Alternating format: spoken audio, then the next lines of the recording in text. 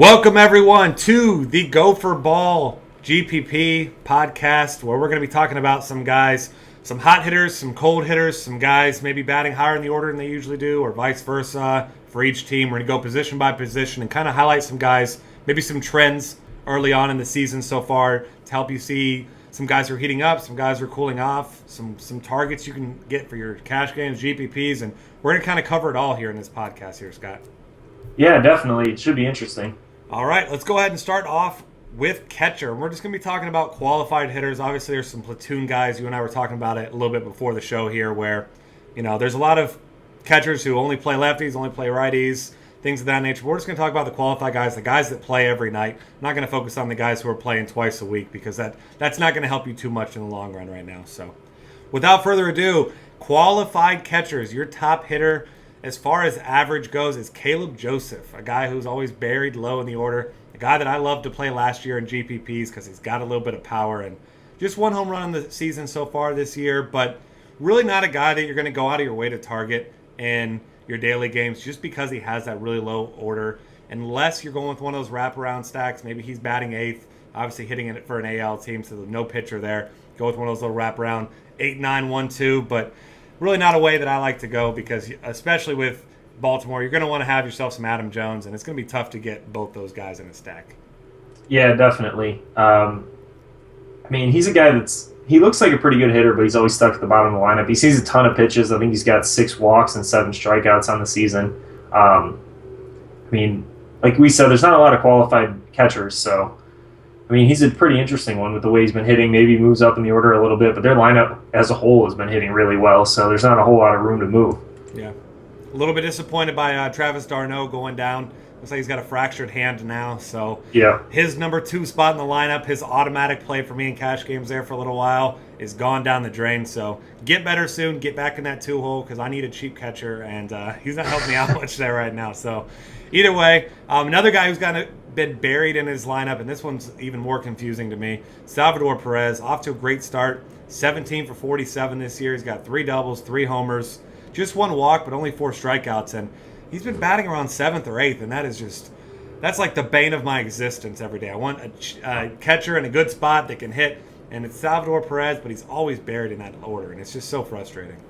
Yeah, he's been red hot all season, though. He's got 3 bombs on the year, 11 RBIs. With the Royals lineup hitting the way it is, he hasn't been in that bad of a spot hitting after the meat of that order there, but it's just how deep he is in the lineup that makes it tough.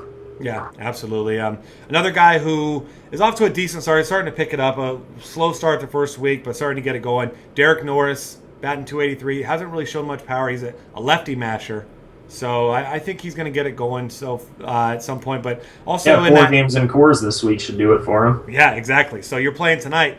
Derek Norris is certainly in play there in that ballpark. So hopefully he can get himself his first home run over here this first half of this week. And I think he'll get things turned around. He was a great hitter last year in Oakland, and he's used to hitting in pitchers' ballparks. So, I'm sure he'll be fine moving forward. But I'm going to target a couple of really bad hitters so far this season. One being Mike Zunino, just 5 for 36 with 17 strikeouts so far. That's some Adam Dunn type numbers there. That's awful, and he's a guy that was a cheap source of power last year, but a guy that's just really unplayable right now. Just really not seeing the ball well, and I can't imagine touching Mike Zunino right now. Yeah, definitely. It's really tough. Another guy hitting really poorly down there is Jonathan Lucroy that I've played a decent amount of time so far, and he just really has not been able to get it going. It just hasn't been there, and there's a decent amount of catchers that are struggling right now.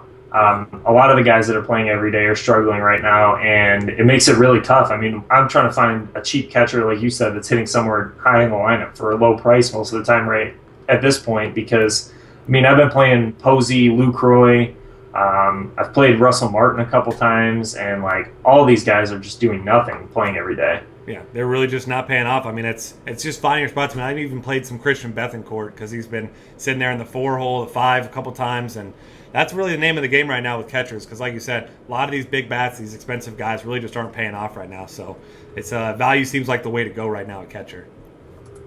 All right, moving on to first base where still one of the hottest hitters in the world, Adrian Gonzalez batting .469, 8 doubles, 5 home runs, 6 walks, only 3 strikeouts. I mean, enough said about Adrian Gonzalez. If you can afford him pretty much in any matchup right now, you're getting yourself some Adrian Gonzalez. Yeah, definitely. I mean, he's just ridiculously hot, hitting 470-ish right now. I mean, 50 points higher than basically anybody else. He's just been on fire. We were just talking about that before the show. That, I mean, 6 walks, 3 strikeouts. I mean, there's nothing you can pick out of his line that you're not happy with right now. Yeah, I mean, he's just absolutely tremendous. A couple other guys that are on fire right now. Obviously, Miguel Cabrera. No surprise there. We know what he's been doing. Still continue to do that at his age now. Prince Fielder, despite showing really no power, he's got no home runs yet, but he's leading the AL in multi-hit games. So yeah, I mean, he's looked really good, but he just hasn't, like you said, he hasn't put any power on anything. I mean, he's not even like, I don't know if it's the people hitting around him, but he's like not seeing a ton of guys on base. I think he's only got 6 RBIs. Yeah. He's got a few runs scored, but not anything. I don't even think he has 6 runs scored, does he? 4 runs scored on the season. I mean, for having 20 hits and 4 walks on the year, you'd think he'd have more than 4 runs scored, especially playing in Texas. I mean, he's been really quality cash game play, but he's been offering basically 0 upside with the power and RBIs numbers and stuff like that. So I'd like to see the lineup get going around him and get him some peripheral stats here because, I mean, he's just been raking. Yeah, and with his price creeping up, like you said, I mean, he offered cash game value, but that's starting to go out the window now until he starts showing some power with his price getting up there. In fact, he's batting 385, so we'll keep monitoring that situation. Another guy, nice platoon guy here, Ike Davis, off to a great start. He's 13 for 38 so far. He's got 4 doubles, a homer, equal with 6 walks and 6 strikeouts, so he's been a great play. Paul Goldschmidt striking out more than he'd like, but you'll forgive him considering the fact that he's got 15 RBIs and 5 dingers already on the season, 12 runs scored. So another one of those top options, no surprise. And speaking of runs scored, here's one that's going to really blow your mind.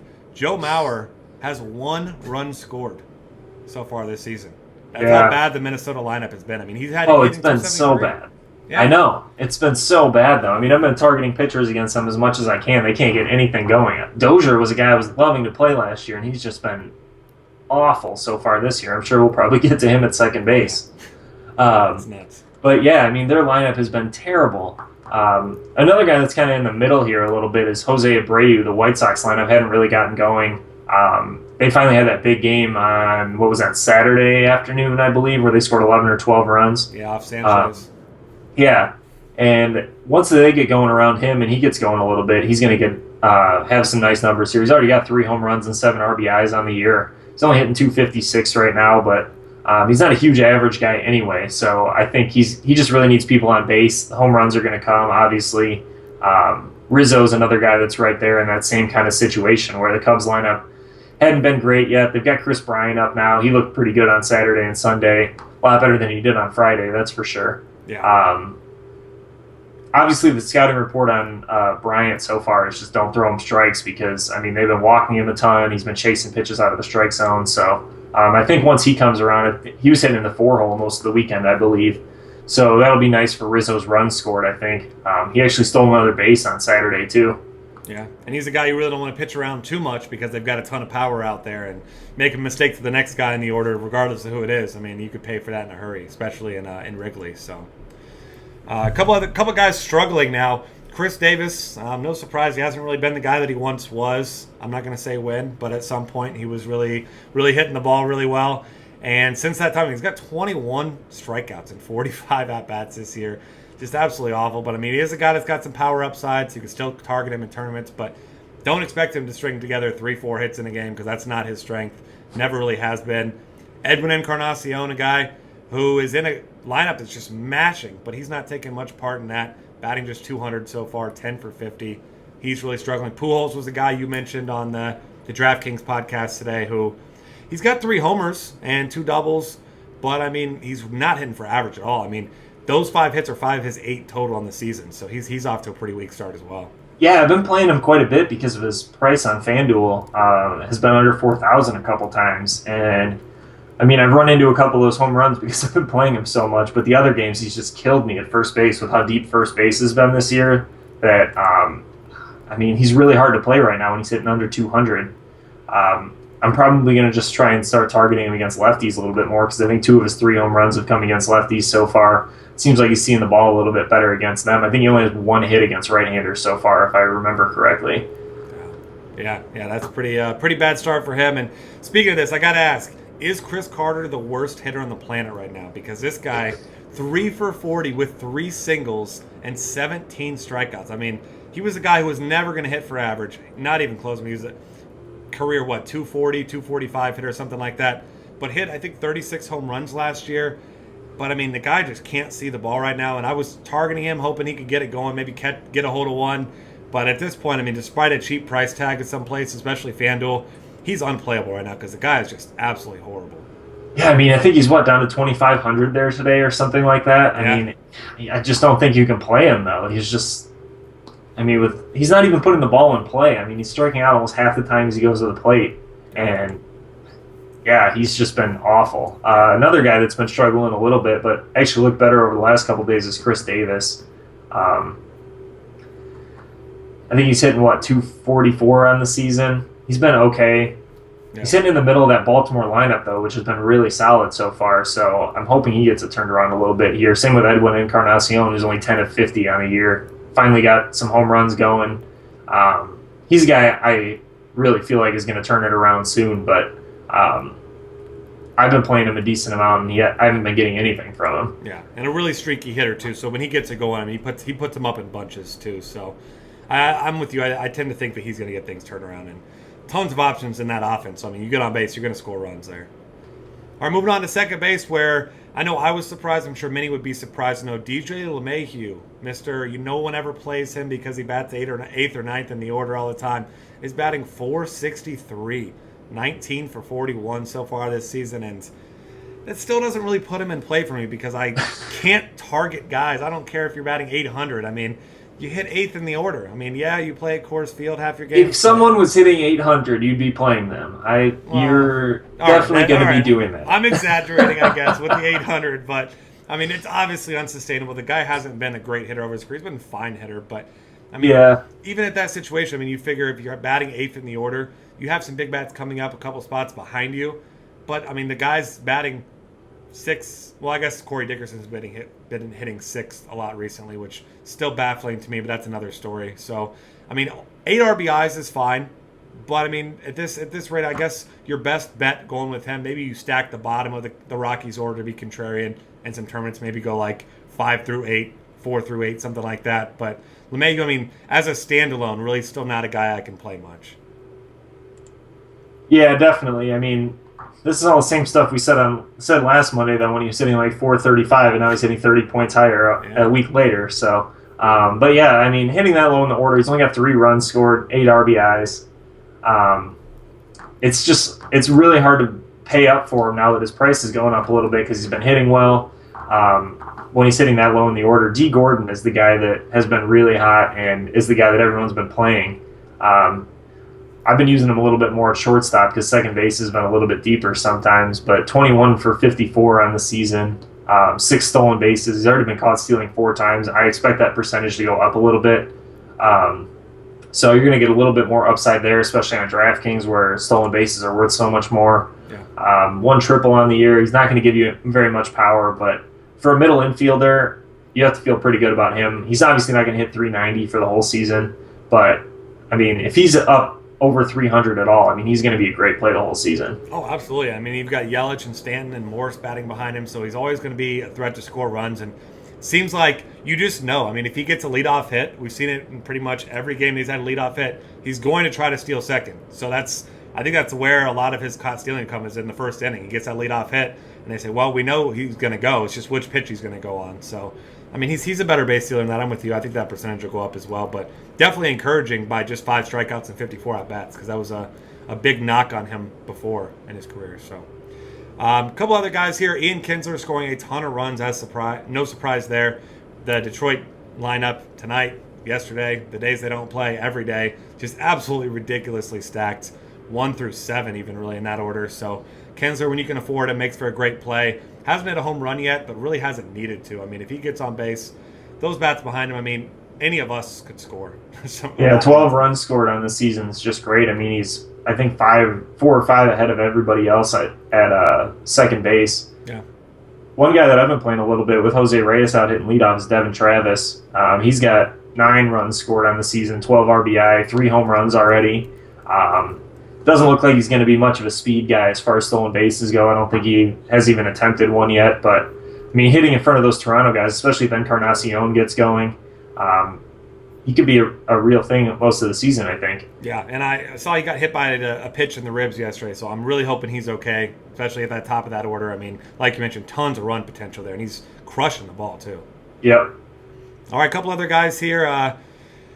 We're going to talk more about the guys who are struggling. I mean, Chase Utley, we mentioned you mentioned it last time. I mean, perennially a hot starter. He does have 2 homers on the year, but just 5 for 43. You hope he gets things going, but he's already also got a couple days off, and that's just such a bad lineup. I mean, not going to be a lot of RBI chances for him. Not going to be a lot of chances to score runs. He's only scored 3 so far this year, so it's tough to pay his price tag, who's priced up around those guys we already mentioned who are hitting the ball well right now. Yeah, the way they've constructed that offense is just really weird. I mean, they've tried to keep that same core of like Utley and Howard and stuff together for so long, and it just has been slowly dwindling away. And they haven't really brought in anyone to like infuse some life into the lineup. Another guy that's struggling quite a bit is a guy that I can't say his name, but I want to play him every day because his name's awesome. I'm gonna butcher this, but Rougned Odor. Yeah, I think that's right. Rougned, something like that. Yeah. Rougned. That's an awesome name. I don't know. I don't like saying it as much, but just looking at it, it's just kind of like it's a good looking name. Yeah, and I heard they signed his brother or his cousin, someone with the exact same name. Did you see that? Really? No. Yeah, that's exact awesome, same though. name. So I wonder if they're gonna have like a little squared up there in the jersey when he makes it to the pros. But that's gonna be awesome. Seeing 2 guys in the same order. I mean, that's gonna be fun for DraftKings and FanDuel to sort out. Yeah, but yeah, I mean, there's a bunch of second basemen that are struggling quite a bit so far. I mean, Jason Kipnis is a guy that is often a popular play because of his speed power combination, and he's got 0 home runs and 1 stolen base on the year. So he's a guy you got to hope gets it going a little bit. Dustin Pedroia has been okay. He's kind of one of those guys in that middle range and hasn't really got hot yet. He's got 6 walks on the season, but he's also struck out 10 times. So it'll be interesting to see which way his season goes because right now I feel like honestly it could go either way. Yeah, absolutely. It's early, and like you said, he's shown some good signs, some bad signs, but I think all in all that offense is still on fire. So I think he'll end up having himself a fine season.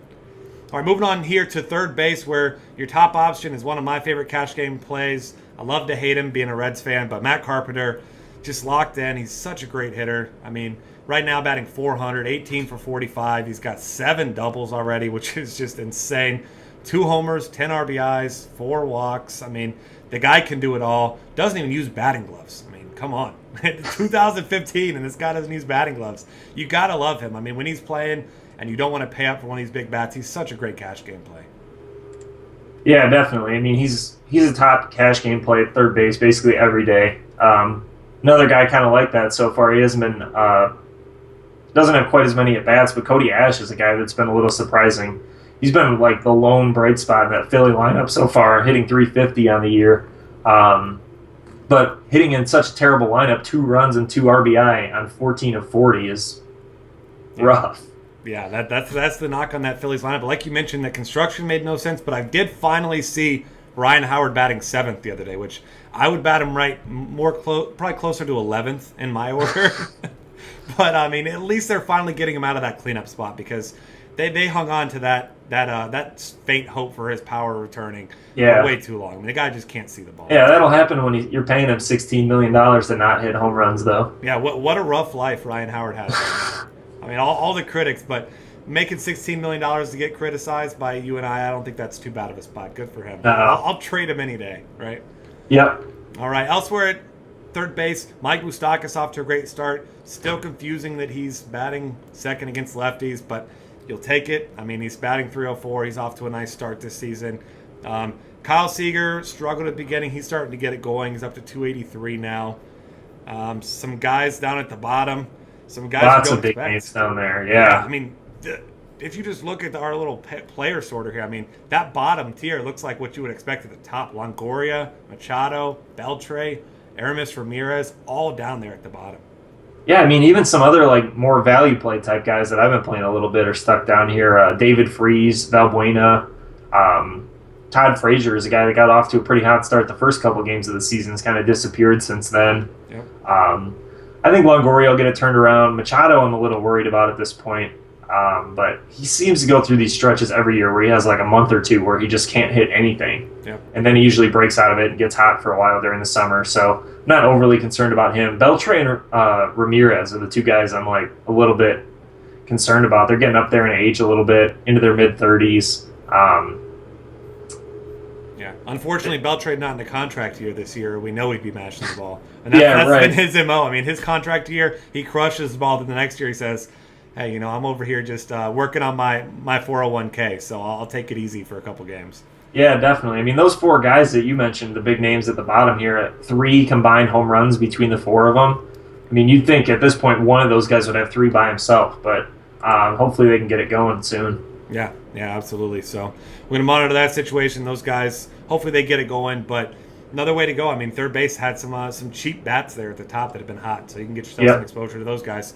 And shortstop, another surprising guy up top, another guy buried in the bottom of the order and batting ninth most times. And it makes sense with him because you really don't have any other hitters that you would put down there with as good as this lineup is. Jose Iglesias, 17 for 39, 4 doubles, 4 stolen bases already, just 2 strikeouts. Really impressive, 3 walks. I mean, another one of those guys, it's hard to play because he's so buried in that order, but I mean, top to bottom, that lineup just produces. So if you're going to be targeting a guy down order, I mean, I guess you could do a lot worse than Iglesias. Yeah, especially with a guy that steals bases, too. I mean, 4 stolen bases on the year is solid. Like you said, not ideal where he's hitting in the lineup, but wrapping around back to the top with the Tigers order is a pretty solid spot to be in. You can just see it right in his at-bats, though. He's not getting as many at-bats as some of these other guys. I mean, 39 on the year compared to, like, even 46 for Xander Bogaerts and stuff like that. He's another really hot guy. Hitting 326 so far with over 400 on base percentage. 6 walks is great for him. He struggled with plate discipline at times in his career, so that's really nice to see. 2 stolen bases.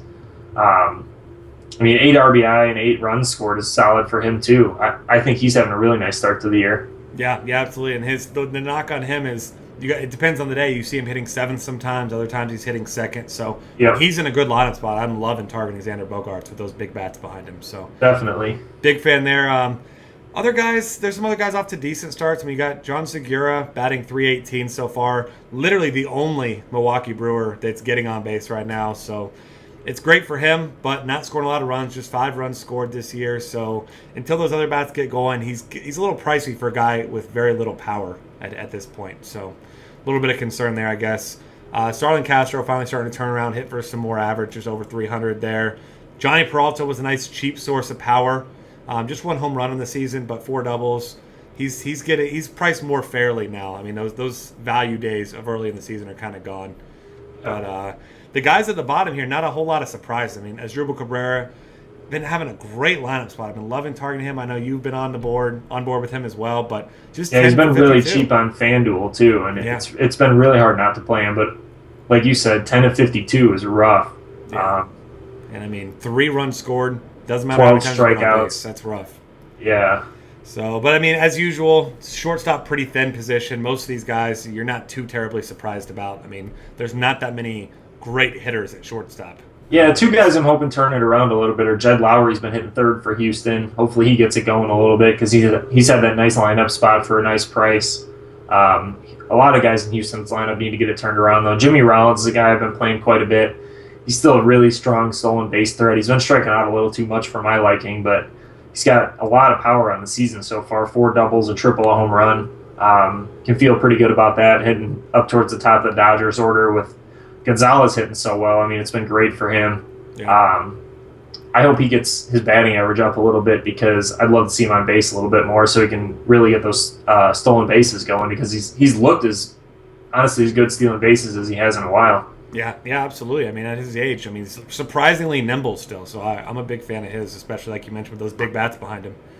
All right, moving on to the outfield, last position here. And in case you haven't been watching baseball so far, ex-teammates here, Adam Jones, Nelson Cruz, both just tearing the cover off the ball. The crazy thing about Nelson Cruz is that he has 8 home runs on the season, and I believe 8 all in his last, 9 games, and 0 extra base hits that are not home runs. So, I mean, when he's hitting the ball hard, it's gone. It is out of the park. Like, that's how hard he's crushing the ball right now. And, I mean, his price, especially on actually both sites still. Yeah, he's under $5K on both. Which is just astonishing to me with a guy who has 8 home runs. I mean, he had 2 home runs in his last game, 5 ribbies. So, continuing to target him. Adam Jones against the lefty, we know, great. Also, just like Cruz, but hitting righties as well, too. So, these two guys, Jones' price escalating much quicker than Cruz's has been. Yeah, that'll happen when you're hitting like 450. Yeah. I mean, 438 on the year, it's insane. Yeah. Another ex-Oriole that's been hitting really well is Markakis for Atlanta. 15 out of 40, pretty solid. His biggest problem is the lineup around him. It hasn't been very strong so far, but he's having a surprisingly hot start to the year. Another kind of obvious guy is Mike Trout. I think he had a 2-home-run game the other day, finally got his power going. Struck out a few more times than I was kind of expecting from him, but once he gets on base a little bit more, he's hitting 360 right now, but hasn't walked very many times, only 5 walks. I think he gets the stolen bases going a little bit. Doubles probably come too, so I think he's going to be strong the rest of the way, but his price has been pretty insane also. Yeah, absolutely. I mean, it's especially in good matchups. DraftKings, we know, been tough on the price. We've seen him over 6K multiple times this year, so I mean, he could take advantage, as we saw a double dong a couple days ago. But, yeah, definitely, certainly really expensive for him. And Michael Kadire, a guy who got off to a really slow first week, but just absolutely mashing the ball since then. Does have 17 strikeouts, but, I mean, the way he's hitting the ball and his lineup position, that Mets lineup's been scoring some runs, too. So, 8 runs scored, that's encouraging. And one guy over here scoring a lot of runs, Ender Inciarte, scored 11 runs already, batting .327.